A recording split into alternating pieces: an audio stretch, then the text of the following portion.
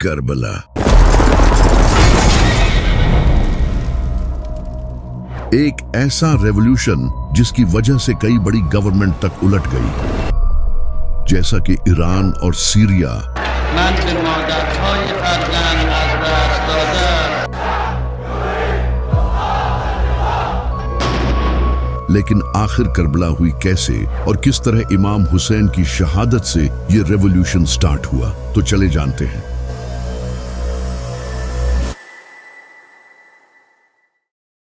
جب یزید کو معاویہ نے امام حسن علیہ السلام کی ٹریٹی توڑ کر خلیفہ بنا دیا تو اپنی موت سے پہلے معاویہ نے اپنے بیٹے یزید کو وارن کیا اور کہا کہ حسین سے ہوشیار رہنا، اگر یہ تیرے خلاف کھڑا ہوا تو تو نہیں بچے گا۔ یزید یہ جان گیا تھا کہ حسین کی بیعت لینا سب سے امپورٹنٹ ہے، کیونکہ اگر حسین نے بیعت کر لی تو باقی بھی بیعت کر لیں گے۔ یزید ایک نمبر کا ظالم اور شرابی تھا، وہ یہ اچھے سے جانتا تھا کہ لوگ اس کی بیعت نہیں کریں گے، تو اس نے زبردستی تلوار کی نوک پر لوگوں سے بیعت لینا شروع کر دی۔ اس نے اپنے سارے گورنرز کو خط بھیجے اور کہا کہ وہ اس کے لیے زبردستی لوگوں سے بیعت لیں، تو اس کے گورنرز نے لوگوں کو مار پیٹ کے ان سے زبردستی بیعت لینا شروع کر دی۔ تبھی مدینہ کا گورنر ولید بن عتبہ نے امام حسین علیہ السلام کو رات کے وقت سیکریٹلی بلایا اور کہا کہ وہ یزید کی بیعت کر لیں، لیکن امام حسین علیہ السلام نے کہا کہ میں کبھی بھی یزید کی بیعت نہیں کروں گا۔ یہ کہہ کر امام حسین اسی رات اپنی فیملی کو لے کر مکہ چلے گئے، جہاں وہ کئی مہینوں تک رہے۔ جب امام حسین علیہ السلام مکہ میں تھے تو وہاں انہیں کوفے کے کئی لوگوں نے خط بھیجے اور کہا کہ ہمارا آپ کے سوائے کوئی امام نہیں، آپ ہمارے پاس آئیں، ہم آپ کا ساتھ دیں گے اور اس یزید کے خلاف لڑیں گے۔ تو امام حسین علیہ السلام نے مسلم بن عقیل کو کوفہ کی سچویشن کا جائزہ لینے کے لیے بھیجا۔ مسلم بن عقیل کوفہ پہنچے اور وہاں کے لوگوں نے ان کا اچھے سے ویلکم کیا اور 18,000 سے زیادہ لوگوں نے امام حسین کے ہاتھ پر بیعت کرنے کا وعدہ کیا۔ جب یزید کو یہ پتا چلا کہ میرے خلاف لوگ فوج کھڑی کرنے والے ہیں تو اس نے فوراً کوفہ کے گورنر نعمان بن بشیر کو ہٹا کر ان کی جگہ عبید اللہ بن زیاد کو گورنر بنا دیا تاکہ وہ وہاں جا کر اس موومنٹ کو ختم کر سکے۔ تو عبید اللہ بن زیاد بڑی ہی چالاکی سے رات کے اندھیرے میں امام حسین کی طرح کے کپڑے پہن کر اور اپنا منہ چھپا کر کوفہ میں انٹر ہوا۔ جب لوگوں نے اسے دیکھا تو انہیں لگا کہ امام حسین انہیں لیڈ کرنے آئے ہیں۔ لوگ خوشیاں منانے لگے اور اس کے ہاتھ چومنے لگے۔ اس وقت الیکٹریسٹی تو ہوتی نہیں تھی تو رات کے وقت کسی کو پتہ نہیں چلا۔ عبید اللہ بن زیاد کوفہ کے محل میں انٹر ہو گیا اور اگلے ہی دن اس نے اپنی اصلیت لوگوں کے سامنے ظاہر کر دی اور کہا کہ جو بھی حسین کا ساتھ دے گا اس کا انجام بہت برا ہوگا۔ اس نے مسلم بن عقیل کو بھی پکڑ لیا اور انہیں محل کی چھت سے پھینک کر شہید کر دیا، اور جو بھی لوگ امام حسین کا ساتھ دینے والے تھے ان میں سے کئی لوگوں کو شہید کر دیا اور کئی لوگوں کو جیلوں میں ڈال دیا۔ امام حسین علیہ السلام اس وقت تک کوفے کی طرف اپنی فیملی کے ساتھ نکل چکے تھے، کیونکہ وہ پچھلے 4 مہینوں سے مکہ میں ٹھہرے ہوئے تھے اور حج کے موقع پر کئی ہزار مسلمان آ کر انہیں فالو کرنے کا وعدہ کر رہے تھے۔ یزید کو جب یہ پتا چلا تو اس نے اپنے کچھ بندے احرام کی حالت میں امام حسین علیہ السلام کو شہید کرنے کے لیے بھیجے۔ جب امام حسین کو اس کا پتا چلا کہ یزید نے انہیں مارنے کے لیے جاسوس بھیجے ہیں تو انہوں نے مکہ چھوڑنے کا فیصلہ کیا اور جانے سے پہلے خطبہ دیا اور کہا کہ جو ہمارا ساتھ دے گا وہ شہید ہوگا اور جو پیچھے رہ جائے گا وہ کبھی بھی اس عظیم کامیابی کو حاصل نہیں کر سکے گا۔ یہ کہہ کر امام حسین علیہ السلام کوفے کی طرف روانہ ہو گئے، لیکن انہیں یہ نہیں پتا تھا کہ کوفہ میں عبید اللہ بن زیاد نے قبضہ کر لیا ہے۔ ان کے کئی ساتھیوں نے انہیں وہاں جانے سے منع بھی کیا، لیکن امام حسین علیہ السلام ٹوٹل 70 سے 80 لوگوں کے ساتھ کوفہ کی طرف روانہ ہو گئے۔ وہ کسی جنگ کے لیے نہیں جا رہے تھے بلکہ اپنی فیملی کے ساتھ کوفہ کے لوگوں سے ملنے جا رہے تھے۔ یہ عظیم قافلہ ریگستان میں اپنے سفر پر روانہ تھا کہ تبھی انہیں مسلم بن عقیل کی شہادت کی خبر ملی، جسے سن کر इनके कई साथियों का मोराल टूट गया और कुछ लोगों ने वापस जाने का सोचा तो इमाम हुसैन अलैहिस्सलाम ने इन्हें कहा कि हम अल्लाह की तरफ से आए हैं और हमें इसी की तरफ लौट कर जाना है। हमें ये सफर पूरा करना है और मैं वापस नहीं मुड़ सकता। तो इसके बाद इनका काफिला वापस से कूफे की तरफ रवाना हो गया। तभी रास्ते में एक जगह जब काफिले ने क़याम किया तो इमाम हुसैन सो रहे थे। तभी उन्होंने ख्वाब में अपने नाना नबी सल्लल्लाहु अलैहि वसल्लम को देखा। आपने इमाम हुसैन अलैहिस्सलाम को फरमाया, ए हुसैन आगे बढ़ो, अल्लाह तुम्हें शहीद देखना चाहता है। तो इमाम हुसैन अलैहिस्सलाम ख्वाब से उठे और आपने अपने साथियों से ये ख्वाब शेयर किया और उन्हें कहा कि जो वापस जाना चाहते हैं वो चले जाएं, क्योंकि अब जो मेरे साथ रहेगा वो मारा जाएगा। कुछ लोग छोड़ गए लेकिन बाकी इनके साथ रहे। तो काफिला फिर से अपनी मंजिल की तरफ रवाना हो गया। तभी रास्ते में इन्हें एक और काफिला दिखाई दिया जो कि ज़ुहैर बिन कैन का काफिला था। इनकी मुलाकात इमाम हुसैन से हुई। इस मुलाकात के बाद ज़ुहैर बिन कैन ने अपनी बीवी को तलाक दे दी और कहा कि तुम बाकी सबके साथ जाओ, क्योंकि मैं अब इमाम हुसैन अलैहिस्सलाम के साथ अपनी जान दूंगा। वहीं दूसरी तरफ यजीद को यह पता चल चुका था कि इमाम हुसैन कूफा की तरफ रवाना हो चुके हैं। तो इस नापाक ने हुर बिन यजीद को 1000 के लश्कर के साथ इमाम हुसैन अलैहिस्सलाम के काफिले की तरफ भेजा। हुर बिन यजीद ने अपने लश्कर के साथ इमाम हुसैन के काफिले को रास्ते में ही एक जगह दरियाए फुरात के किनारे रेगिस्तान में रोक लिया। इमाम हुसैन ने अपने साथियों से पूछा कि ये कौन सी जगह है, तो उन्होंने बताया कि ये करबला है। इमाम हुसैन अलैहिस्सलाम की आंखों में आंसू आ गए और आपने फरमाया, यही वो जगह है जहां हमारा खून बहाया जाएगा। इमाम हुसैन अलैहिस्सलाम ने हुक्म दिया कि यहीं खैमे गाड़ दो, अब हम आगे नहीं बढ़ेंगे। ये वही जगह थी जहां से जब इमाम अली अलैहिस्सलाम जंगे सफीन से वापसी लौट रहे थे तो आपने यहाँ रुक कर फरमाया था, ऐ हुसैन, उस दिन सब्र करना जिस दिन तुम्हारा बाप तुम्हारी मदद के लिए तुम्हारे पास नहीं होगा। तुम करबला की जमीन पर सब्र करना, क्योंकि वहां तुम्हें अकेले मौत का सामना करना पड़ेगा। तो जब 2 मुहर्रम के दिन इमाम हुसैन अलैहिस्सलाम के साथियों ने करबला में खैमे लगा लिए तो इसी वक्त यजीद ने 4000 के लश्कर के साथ अमर बिन साद को हुर बिन यजीद की फौज ज्वाइन करने भेजा। इससे हुर बिन यजीद की फौज और ज्यादा बढ़ गई। इसके अलावा भी अमर बिन साद यजीद से और ज्यादा लश्कर मंगवाने लगा, जिसके बाद इसकी फौज 1000 से 30,000 हो गई। वहीं दूसरी तरफ इमाम हुसैन के साथ इनके सिर्फ 70 साथी थे। लेकिन आखिर क्यों अमर बिन साद इतनी ज्यादा फौज मंगवा रहा था जबकि सामने सिर्फ 70 थे और इनमें से भी कई बच्चे और औरतें थीं? इसकी वजह ये थी कि इन 70 लोगों में एक इंसान था जिसका नाम था अब्बास। ये इमाम अली अलैहिस्सलाम के बेटे और इमाम हुसैन अलैहिस्सलाम के भाई थे। ये इतने बहादुर थे कि जब ये जंग में लड़ते थे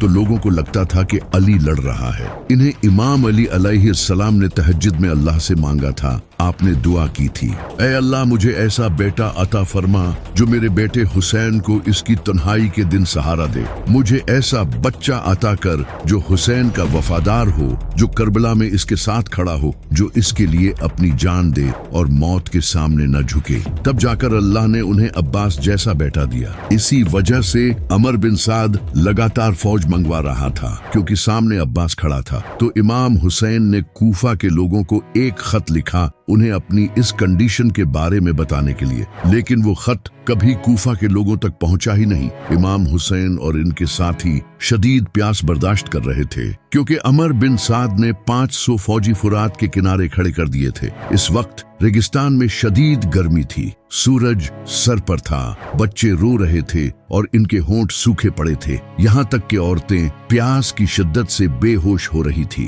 प्यास की वजह से इमाम हुसैन के साथी कमजोर हो रहे थे, लेकिन इनका जज्बा मजबूत था। इमाम हुसैन अलैहिस्सलाम के एक बेटे इमाम ज़ैनुल-आबिदीन अलैहिस्सलाम पहले ही बीमार थे। बीबी सकीना इमाम हुसैन के पास आकर बार बार पूछ रही थी कि बाबा पानी कहाँ है। इमाम हुसैन अलैहिस्सलाम ने दुश्मनों को पैगाम भेजा कि अगर तुम्हें मुझसे दुश्मनी है तो इन बच्चों और औरतों को तो पानी पीने दो, इनका क्या कसूर है। लेकिन उनका आगे से जवाब आया कि हमें उबैदुल्लाह बिन ज़ियाद ने सख्त ऑर्डर दिया है कि इन्हें एक बूंद भी पानी नहीं देना। अगले दिन 8 मुहर्रम को इमाम हुसैन अलैहिस्सलाम ने अमर बिन साद से निगोशिएशंस करने की कोशिश की, लेकिन इनकी एक ही डिमांड थी कि यजीद की बैत करो, जो कि इमाम हुसैन कभी करने को तैयार नहीं थे। प्यास की वजह से दिल की धड़कन तेजी से बढ़ रही थी, खून गाढ़ा होने की वजह से बॉडी को पंप करने में मुश्किल हो रही थी, ब्रेन फंक्शंस कम हो रहे थे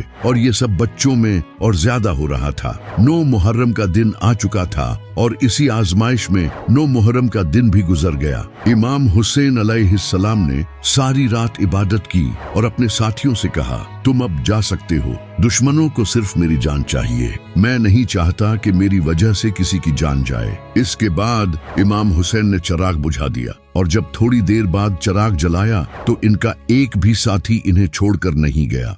हुर बिन यजीद को जब ये पता चला कि अमर बिन साद इमाम हुसैन के खिलाफ जंग करेगा तो उन्होंने इमाम हुसैन की फौज ज्वाइन कर ली, क्योंकि वो इमाम हुसैन की इज्जत करते थे।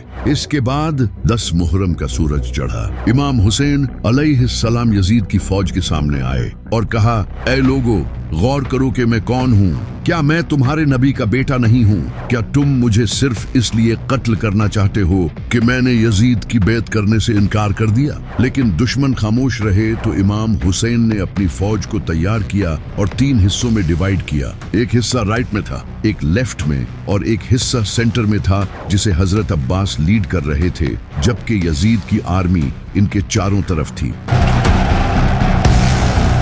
तो फज्र की नमाज के बाद जंग शुरू हुई।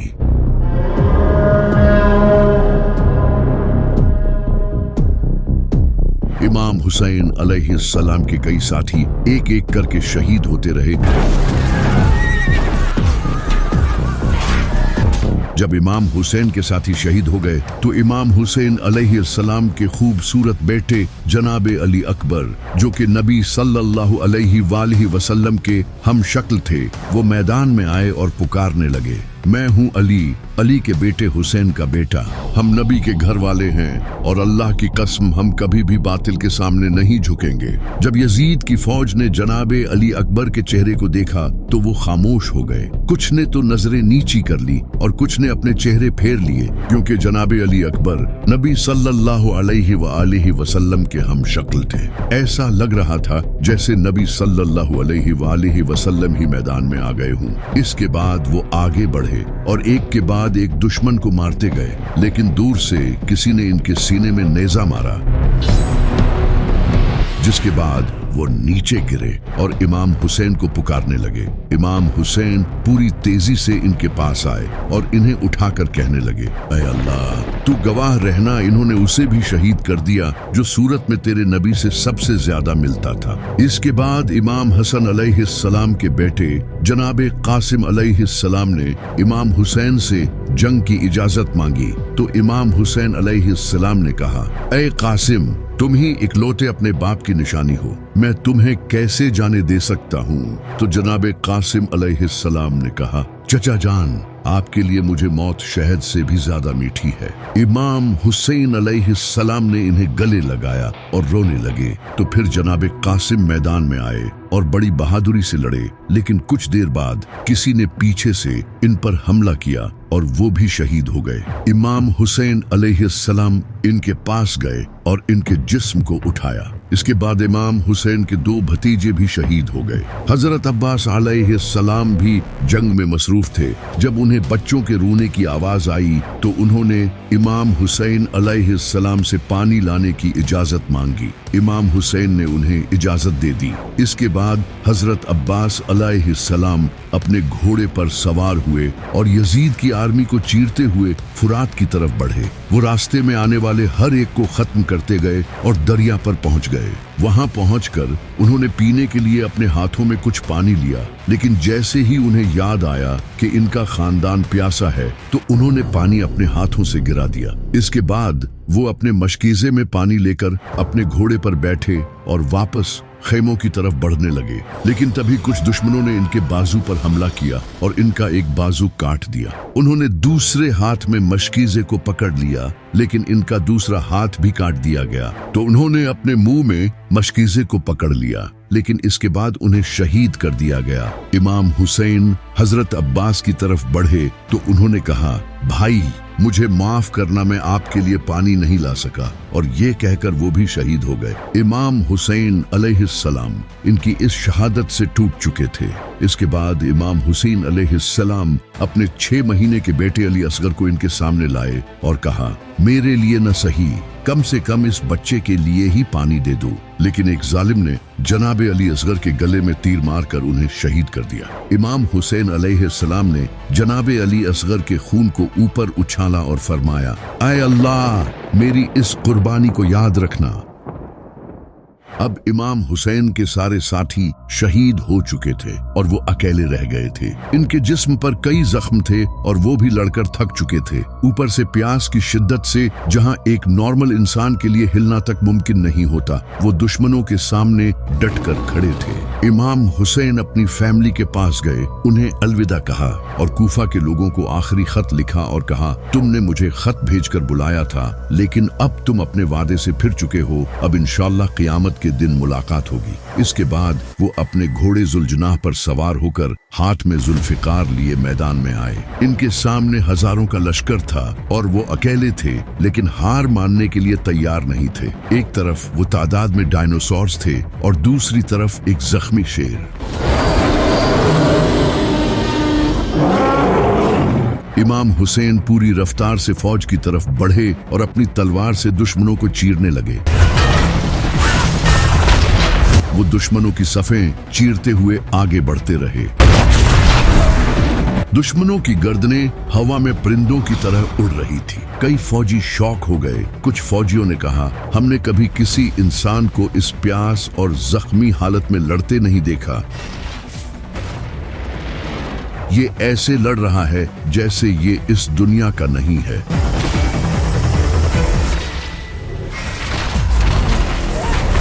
यजीद की फौज के कई कमांडर्स ने एक साथ हमला करने का कहा, लेकिन कोई भी इमाम हुसैन को फेस करने के लिए तैयार नहीं था। 10 फौजी एक साथ इमाम हुसैन अलैहिस्सलाम से लड़ने आते, लेकिन फिर भी वो इनका मुकाबला नहीं कर पा रहे थे। ऐसा लग रहा था जैसे अली खुद जुल्फिकार लेकर मैदान में लड़ रहे हों। दूर खड़े अमर बिन साद ने जब ये देखा तो इसने ये देखकर अपनी फौज को कहा, चारों तरफ से हमला करो और हुसैन पर दूर से तीर बरसाओ। जब इमाम हुसैन पर हजारों तीर बरसे तो वो खुद को बचा न सके और इनका पूरा जिस्म तीरों से भर गया। इमाम हुसैन अलैहिस्सलाम अपने घोड़े से गिरे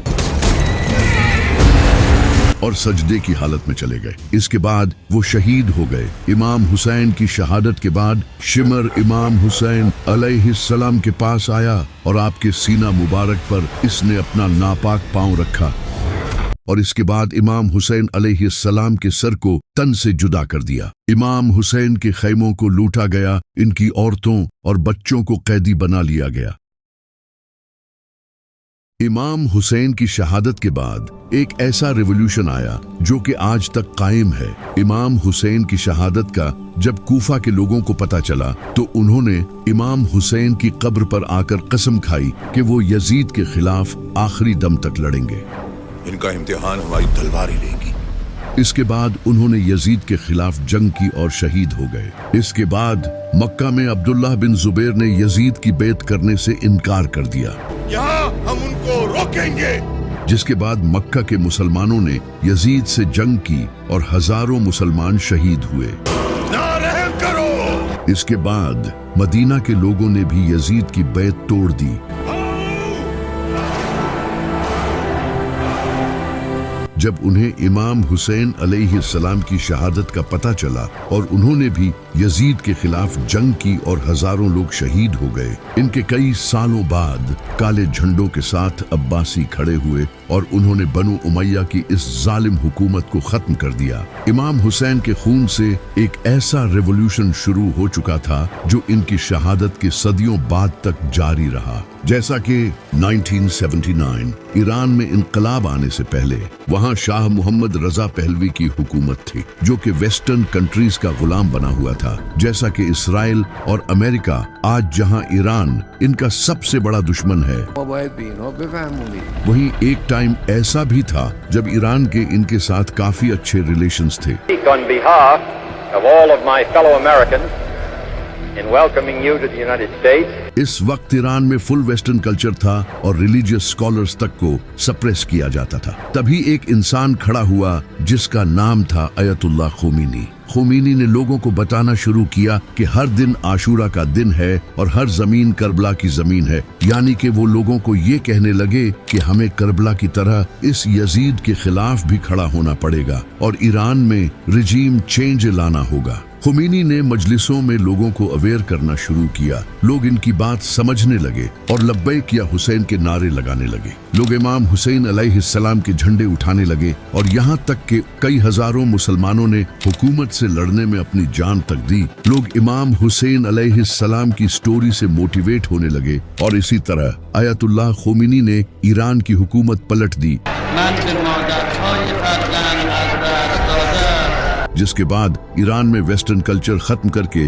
اسلامی حکومت لائی گئی۔ ایران کی اسلامی موومنٹ سے انسپائر ہو کر نائجیریا میں شیخ ابراہیم نے بھی شیعہ موومنٹ سٹارٹ کی۔ یہ لوگ بھی امام حسین کے نعرے لگانے لگے اور پروٹیسٹ کرنے لگے، جسے دیکھ کر دسمبر 2015 میں نائجیریا کی سیکیورٹی فورسز نے ان پر اٹیک کیا اور 1000 سے زیادہ شیعہ مسلمان شہید ہوئے، جس میں سے 3 تو شیخ ابراہیم کے بیٹے تھے۔ شیخ ابراہیم اور ان کی بیوی کو گولی ماری گئی اور بغیر کسی مقدمے کے انہیں جیلوں میں ڈال دیا گیا۔ اسی طرح عراق کے لوگوں نے حکومت کی کرپشن، غربت اور امریکہ کی فورن انٹرفیرنس سے تنگ آ کر حکومت کے خلاف پروٹیسٹ شروع کر دیے۔ Iraq is dealing with a fourth day of violent anti-government protests. یہ پروٹیسٹرز خود کو حسین اور حکومت کو یزیدی بولنے لگے۔ 100 سے زیادہ لوگوں نے اپنی جان دی 5 Iraqis died in clashes between police and anti-government protesters in اور ہزاروں لوگ زخمی ہوئے۔ کئی لوگوں کو سنائپرز کے ذریعے مارا گیا اور ان پروٹیسٹرز کے کیمپس تک جلائے گئے، ایگزیکٹلی جس طرح امام حسین کے خیمے جلائے گئے تھے۔ اسی سال لبنان کے لوگوں نے حکومت کی کرپشن اور سیاسی نظام سے تنگ آ کر حکومت کے خلاف پروٹیسٹ کیے۔ لوگ خود کو حسینی کہنے لگے اور کالے جھنڈے اٹھا کر پروٹیسٹ کرنے لگے۔ ان پروٹیسٹرز پر بھی گورنمنٹ نے ٹیئر گیس چھوڑی اور کئی لوگوں کو اریسٹ بھی کیا گیا۔ لیکن اس پروٹیسٹ کے 2 ہفتے بعد ان کے پرائم منسٹر سعد حریری نے ریزائن کر دیا۔ توجه إليكم بهذا الخطاب اسی طرح 2011 میں بحرینی پروٹیسٹ ہوئے، جب بحرین میں شیعہ میجورٹی پر سنی حکومت تھی اور شیعہ کو اپریس کیا جا رہا تھا، تو انہوں نے بھی پروٹیسٹ شروع کر دیے۔ ان کے علاوہ 2020 میں انڈین پروٹیسٹ، اسی سال بلیک لائیوز میٹر پروٹیسٹ اور پاکستان میں بھی پروٹیسٹ کیے گئے ہیں،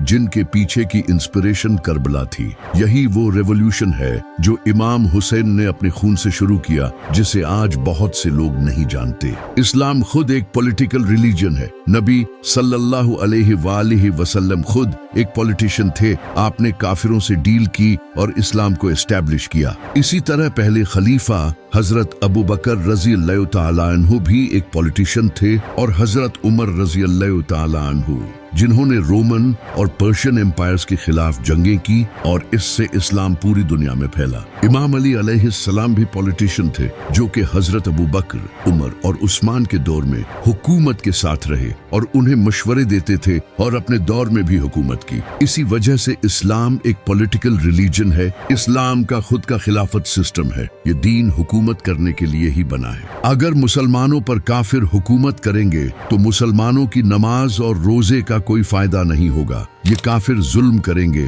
اور مسلمان کچھ نہیں کر پائیں گے، جو کہ آج آپ فلسطین میں دیکھ سکتے ہو۔ اسی وجہ سے سب سے پہلے ہمیں پولیٹیکل ایکٹیو ہونا پڑے گا اور اللہ کی حکومت قائم کرنی پڑے گی، ورنہ ہماری نمازوں کا کوئی فائدہ نہیں۔ اسی وجہ سے علامہ اقبال نے کہا تھا کہ لوگ جس دین کو مسجدوں میں تلاش کرتے ہیں، وہ دین کربلا کی زمین پر پڑا ہے۔